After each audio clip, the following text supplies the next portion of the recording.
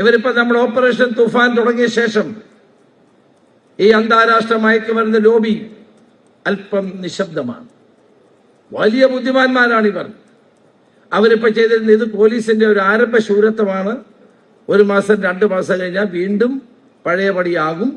അപ്പോൾ നമുക്ക് വ്യവസായവും വ്യാപാരവും തുടങ്ങാം എന്ന് കരുതി ഇപ്പോൾ ഒളിച്ചിരിക്കുന്നവരുണ്ട്. അവരോട് ഞാൻ പറയാൻ ആഗ്രഹിക്കുന്നു, നിങ്ങൾ ഈ പണി നിർത്തിയില്ലെങ്കിൽ ഒരു സംശയവും വേണ്ട, നിങ്ങളുടെ കൈകളിൽ വിലങ്ങ് വീഴും എന്ന കാര്യത്തിൽ സംശയം വേണ്ട. പൊളിച്ചെഴുതണം നമുക്ക് പെരുമ്പാവൂരിന്റെ ദുഷ്പേര്. ഈ നാടിന്റെ മഹിമയും അന്തസ്സും ഉയർത്തിപ്പിടിക്കാൻ നമുക്ക് ഒരുമിച്ച് പരിശ്രമിക്കണം എന്നുള്ളതാണ് എനിക്ക് പറയാനുള്ളത്. ഇന്നലെ ഞാൻ DGPയുമായി സംസാരിച്ചു. ഒരു സ്പെഷ്യൽ ടാസ്ക് ഫോഴ്സ് കേരളത്തിൽ ഉണ്ടാക്കാൻ തീരുമാനിക്കുകയാണ്.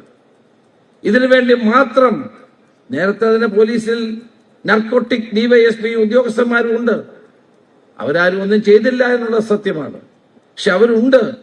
ഞങ്ങൾ ആ സിസ്റ്റത്തെ ഒന്ന് മാറ്റാൻ പോവുകയാണ്. Special task force for operation Toofan ആരംഭിക്കാൻ തീരുമാനിച്ചിട്ടുണ്ട്.